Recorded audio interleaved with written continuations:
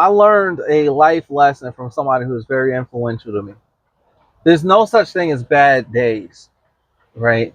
There's only bad moments. You might have one bad moment in the day. You may have several bad moments throughout the day.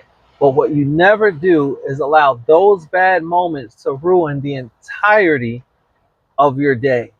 I came out of smoke with a flame in my chest. Southwest sun sitting heavy on my neck. Every mile I rode carved the line in the map. Now the whole damn state know the legend is back.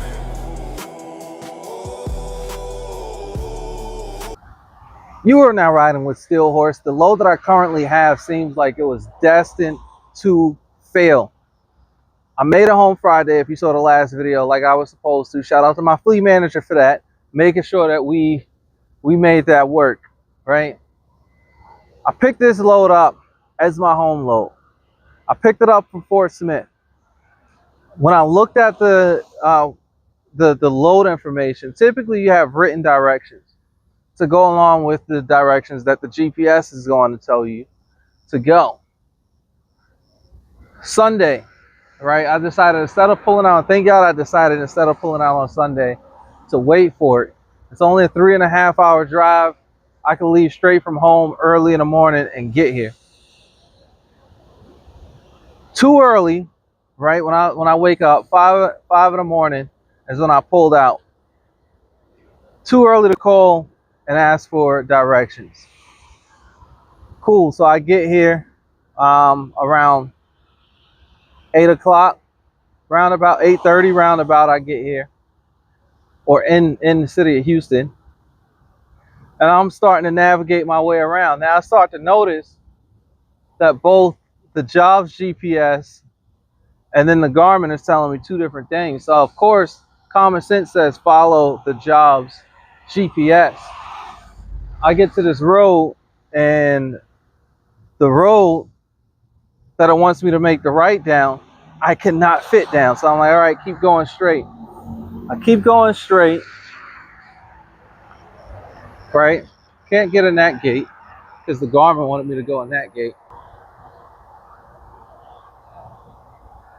Boom.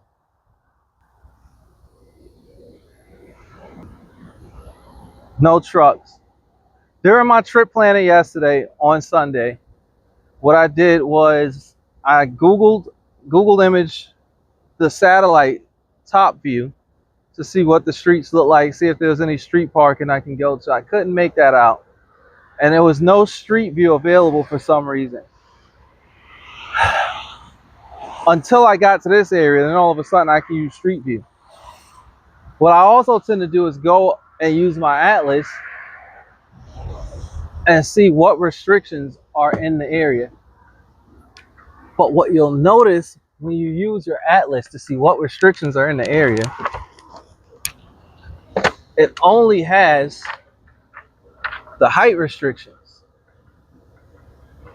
See? Route planning, low clearances, way stations, and restricted routes. I didn't see the restricted route on here. But what I could have done, even if I missed it for whatever reason, in the atlas, was go to the Texas DOT website. But I wasn't thinking of Alameda School Road. I was thinking of Almeida Road.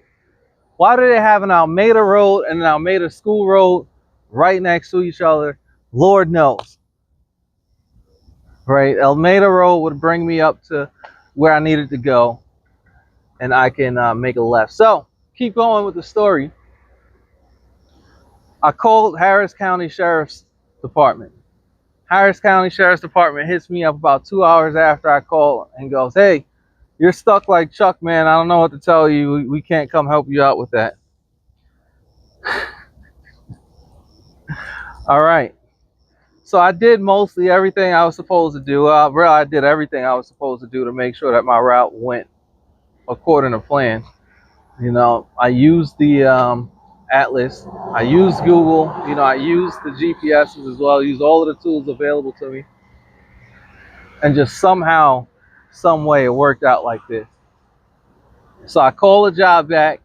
I tell them what they said. They said they're going to send somebody out here to help me get back down the road. Hopefully, whoever they send me to help me get back down the road, I can somehow, some way, hopefully they know the correct direction to go. And this is an issue that I always run into here in Houston, right? Not this issue, not what we're dealing with. I don't want you to think I'm that kind of driver. But the issue that I always find in Houston is you'll get the address to the business you're supposed to be going to, and it'll take you to some industrial area that kind of looks similar to this. And let's just use company names as an example. It'll be Canon at this building right here. And then the building over there will be made up name Food Industries. And for whatever reason, the jobs GPS at both companies that I've been at will tell you you've arrived at your location.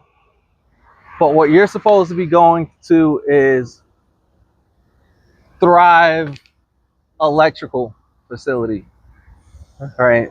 To drop off these metal products that they need to make wires or whatever they're making that they're using them for. And you end up looking at Google going, no, I'm not at the destination, and it's 2 streets up. You know, that's what I ran into my first few times dropping off in Houston with my previous company. And I figured out how to kind of work my way around that when I get to Houston.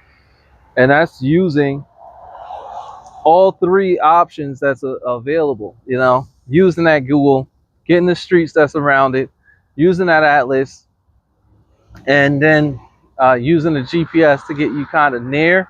And then I guess the 4th option, right? Using your written directions once you get to that city or whatever, because it's going to tell you exactly what exit and then what streets to turn down and all.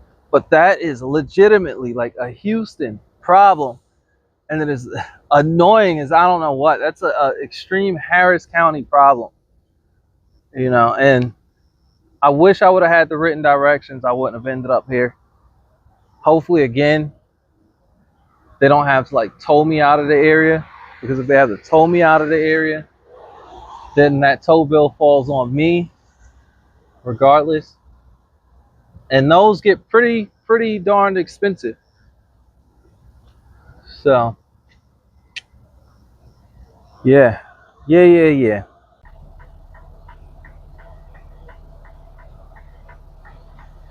So the Garmin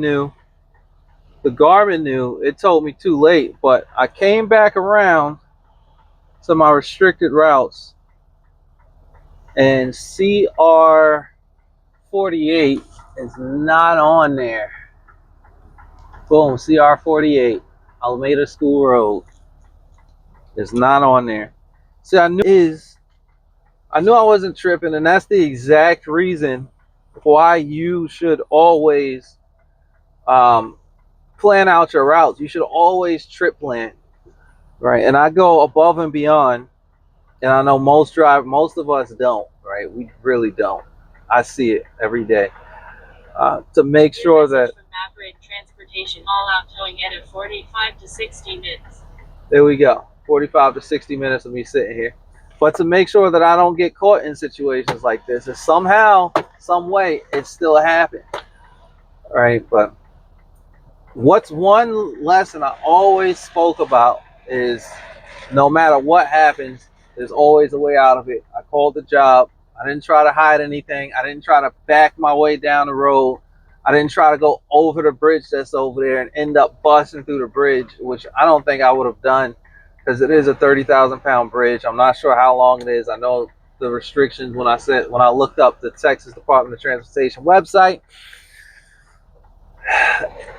was, I forget exactly how it quoted the tandems, but it's 20,000 and 30,000 for the restriction. And it's been doing this since last night. Oh my gosh. And then this morning, right? And I know this is a bit of a rant here. When I got into when I woke up, turned on the truck after doing my pre-trip and started driving, and it started to pour, like blinding pour rain going down I-35, and lightning. The lightning looked like a welder. It actually looked like Michael and Gabriel were being bombarded by the sky paparazzi. It's exactly what it looked like. Blinding, blinding lightning.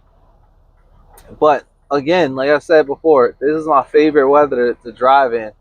And unfortunately, now I have to sit here in it, right? When I wanted to be dropped off and on my way already to my next destination to pick up and go. So, pretty crappy start to the week, but that doesn't mean that the whole week is going to be crappy. One more thing, I learned a life lesson from somebody who was very influential to me. What he said was, there's no such thing as bad days, right? There's only bad moments. You might have one bad moment in the day. You may have several bad moments throughout the day. But what you never do is allow those bad moments to ruin the entirety of your day. All right. So take that how you would. And I know I use it. I've remembered it since 2012 when it was sold to me. Probably it's either March or April, but I know it was within the springtime of 2012. And so here you go. I love this, man. I love it. A little bit of windiness going on in there, not too bad. But all right, all right. Man, oh man, welcome to Chickasaw, Oklahoma. Not going to lie, I thought it was going to be extremely difficult to find the opportunity to film the offloading process like I typically get to do for you guys. But I was able to find it. So to finish out what ended up happening yesterday, I did end up having a tow truck guy come out. I would have been here a lot earlier if I didn't have to worry about that little fiasco. I had a tow truck guy come out. Tow truck guy pretty much said, man, I come out here and rescue a bunch of people that decided to make the right hand turn that you said not to take, or that you could have took, but you decided not to take. So good on you. You did everything that you were supposed to do out here. When I come out here and get those guys that make that right hand turn and they flip their trailer in that ditch back there, the police literally look at them and tell them to go over that bridge, go across the bridge. So the bridge will hold your weight. It's either that or I could hook you up and I'll have control of the trailer and you'll have control of the tractor. And you'll have to steer and follow behind me and we'll get you to where you gotta go. To which I said, if the bridge is gonna hold my weight, I'll go across the bridge. And he said, what I'll do is I will escort you until you get where it is you have to go. And I said, awesome, we'll do that. And with that, again, I have to give another shout out to my fleet manager because he called me today and he said, man, you are doing an awesome job. Like, you are doing an awesome job. I was looking at my numbers today and my numbers are just going up and up and up. When I say my numbers, I mean like for our performance scale, our metrics. And I'm grateful to see that. 1, 2, 3, 4, 5, 6, 7. I like to put these bungees in the bundles of 25, so I try to keep up with the counts. Now that story time is done, let's pay attention to this.